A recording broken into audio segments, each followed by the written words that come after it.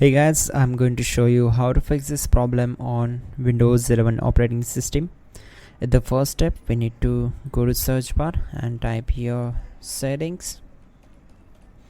Then from the search results, click here to open it. On this window, select network and internet. Then from here, we need to just scroll down and click on advanced network settings.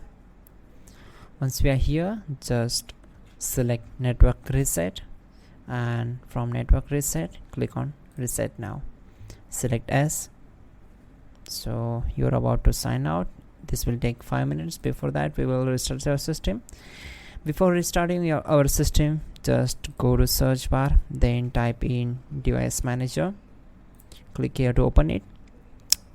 Then from the network adapters, just expand this, and simply we need to find out our network drivers. Right click on them, select properties, go to advanced tab.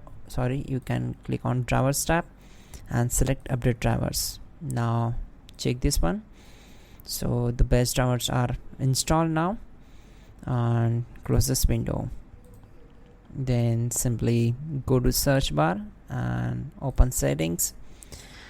On this window, just scroll down from system section and select troubleshoot. Again scroll down and click on other troubleshooters.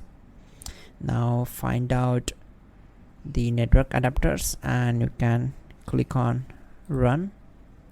This will also try to detect the problems around the issue. Now close it, and now we will restart our system. So that's it guys, your problem will be solved and you are good to go.